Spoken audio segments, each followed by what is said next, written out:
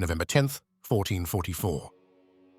On a bleak field by the Black Sea, 20,000 crusaders are trapped. They are exhausted, outnumbered 3-1, and pinned between the dark water and a marshy lake. Before them, spreading across the horizon, 60,000 elite Ottoman soldiers are waiting. To escape is impossible. To surrender is unthinkable. The fate of Christendom rests on the shoulders of two men, the veteran general John Hunyadi, a master of strategy and patience, and his king Władysław III, a young man of 20, burning with a reckless, chivalrous fire. In a few short hours, a single rash decision will turn a near-certain victory into one of history's most profound tragedies. The action begins at dawn. The cold is sharp. John Hunyadi, the White Knight, rides the Crusader line, his breath a white plume.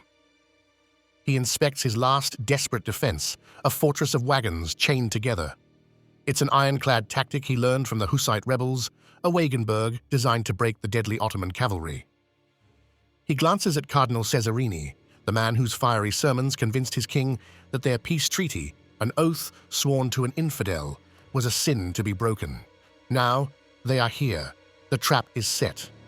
But Hunyadi, looking at the overwhelming enemy line, knows the trap is for them. Hunyadi knows this entire campaign is a gamble, one born from overconfidence. Only months before, his long campaign of 1443 had been a stunning, unqualified success. He had spent his own fortune hiring thousands of mercenaries, including Czech veterans, and led a gutsy winter offensive deep into the Balkans. He had shattered one Ottoman army after another, proving the Turks were not invincible. That campaign forced a surprise Sultan Murad II to the peace table. The resulting Peace of Szeged was a triumph for the Christian alliance, a 10-year truce and the return of Serbia as a buffer state. But then, Murad did the unthinkable. Exhausted by war, he abdicated the throne, leaving the world's most powerful empire to his 12-year-old son, Mehmed II. In the Christian courts, this looked like divine providence, a golden opportunity. Cardinal Julian Cesarini argued passionately, an oath sworn to an infidel holds no spiritual or legal weight. King Władysław, young, idealistic, and hungry for a glory that would cement his name in history, agreed. On August 4, 1444, with the ink on the peace treaty barely dry, the oath was broken. A new crusade was declared. Across the field, Sultan Murad II watches from a small hill. This is a war he never wanted. He had retired to a life of contemplation, only to be dragged back by this Christian betrayal. His own son, Mehmed, had reportedly written him a desperate, now famous letter. "If you are the Sultan, come and lead your armies. If I am the Sultan, I order you to come and lead my armies." So Murad returned. The Crusader plan was bold. March south along the Black Sea coast, while a Venetian and Papal fleet blocks the Dardanelles, trapping Murad's main army in Asia. But the plan had a fatal flaw. The naval blockade failed. For an exorbitant price, the Genoese, bitter rivals of the Venetians, had reportedly ferried Murad's entire army across the Bosphorus. The Crusaders, marching to Varna, expected to fight a leaderless, cut-off garrison. Instead, on November 9th, they found the full, unified might of the empire waiting for them, cutting off their advance. Hunyadi's grim words from the night before hang in the cold morning air. To escape is impossible, to surrender is unthinkable. Let us fight with bravery and honor our arms. Murad's army is not a mob. It is a disciplined, unified war machine. On his flanks, he places his elite Sipahi cavalry. These are the Timariots, feudal lords who fight for the Sultan in exchange for land. On the Ottoman left, facing Cardinal Cesarini, are the Anatolian Sipahis. On the right, facing Hunyadi, are the Rumelian Sipahis from Europe.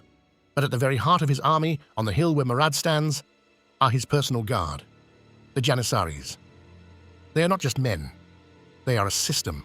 They are the devsirme, the blood tax. Christian boys taken from Balkan families, raised as fanatically loyal Muslim warriors. They are the first modern, standing army in the world, and perhaps the first infantry force to be widely equipped with firearms. They wait behind a wall of palisades and hidden ditches, an immovable object, a symbol of Ottoman power. Murad gives the signal. The battle begins. The Anatolian Sipahis thunder toward the Crusader right flank, held by Cardinal Cesarini. The Christian knights, eager for glory, meet the charge. Cannons and guns fire, briefly stopping the attack. After a furious melee, the Sipahis break and pretend to flee, a classic deadly Ottoman tactic. Cesarini and his knights, blinded by pride and ambition, do the one thing Hunyadi forbade. They break formation.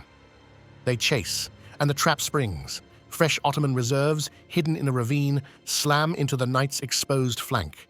The Crusader right wing does not bend. It shatters. It evaporates into a rout. Cardinal Cesarini, the man who preached this war into existence, is cut down in the chaos, the first victim of the very arrogance he inspired. The battle is already a disaster, but John Hunyadi is not Cardinal Cesarini. As the right flank dissolves, the other Ottoman wing, the Rumelian Sipahis, charge Hunyadi's own position on the left. His veterans, a mix of Hungarians, Poles, and Czech mercenaries, lock their shields. They are not chivalrous knights. They are professional soldiers, anchored by their wagon fort. They hold the line. The Ottoman charge, designed to break them, splashes against this wall of iron and wagons. Then, Hunyadi gives the signal. The countercharge is not a desperate gamble. It is a calculated execution. Hunyadi's heavy cavalry, held in perfect reserve, smashes into the Rumelian wing like a thunderclap. The Sipahis, shocked by the discipline and ferocity, falter, and then they break. The entire Ottoman right flank is in full, panicked retreat. And here, in this moment, John Hunyadi reveals his genius. He does not chase. He does not make Cesarini's mistake. In a maneuver of breathtaking tactical skill, he wields his entire victorious force. He pivots across the battlefield and slams his heavy cavalry, still full of momentum, into the other Ottoman flank, the Anatolians, who are still disorganized from their own easy victory over Cesarini. The impact is catastrophic. In less than an hour, John Hunyadi, by himself, has routed both Ottoman wings. The vast Ottoman army, moments ago on the verge of a crushing victory, is now a fleeing mob. The field is clear. The battle is won. All that remains is the small island of Janissaries on the hill, standing firm around their sultan. Hunyadi races toward his king, Władysław, screaming for him to hold, to be patient, to let the infantry and the wagon forts move up and finish the job methodically. Victory is certain. But the 20-year-old king sees only one thing. He sees the sultan's banner, isolated and waiting. He sees a direct path to a glory greater than any king in 1,000 years. He is young, full of chivalrous fire, and he ignores his general's desperate pleas.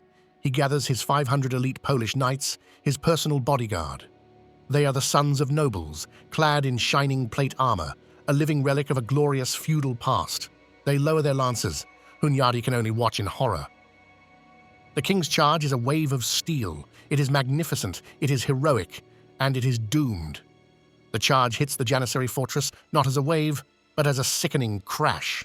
The heavy war horses, moving at full gallop, slam into the hidden ditches and impale themselves on the sharpened palisades. The charge's momentum is gone. The world's greatest heavy cavalry is now a bogged-down, struggling mass, trapped by the very defenses they were meant to shatter. The Janissaries step forward. They are not cavalry to be swept aside. They are elite, modern infantry. They unleash a disciplined volley of fire from their muskets, the smoke choking the air. They pull the unhorsed, heavily armored knights to the ground. The glorious chivalric charge is reduced to a desperate, hopeless, personal melee. In the chaos, the king's horse is wounded. Władysław falls. A Janissary veteran named Kodya Hazar steps through the smoke, sees the royal armor, and raises his blade. The crusade ends in a single, brutal moment. The Janissaries seize the king's head, fix it to a pike, and raise it high. The gruesome banner is visible to the entire Crusader army. The men who just moments before had victory in their grasp now see their king, their anointed king, dead. Morale does not just fall, it vanishes. Panic rips through the ranks. John Hunyadi, returning from his triumph, finds not an army, but a terrified, leaderless mob. He desperately tries to rally them, even launching a furious charge to retrieve the king's body, but it is hopeless. The battle is over. The Ottoman victory is total, yet so costly that Sultan Murad reportedly takes 3 days to fully comprehend that he has won. This defeat is the death blow. It is the last great pan-European crusade against the Ottomans for centuries. The defeat shatters the anti-Ottoman alliance and leaves the Byzantine Empire utterly exposed. The road to Constantinople, the last bastion of the Roman Empire, is now wide open. 9 years later, in 1453, Sultan Murad's son, the same boy who had called his father back to the throne, will ride into that city as Mehmed the Conqueror, ending a 1,000-year empire. The Battle of Varna remains one of history's great what-ifs, a tragic lesson that in war and in life, the line between courage and foolishness is thin enough to change the world. If you value storytelling that brings the past to life, please support our work by liking this video and subscribing for more.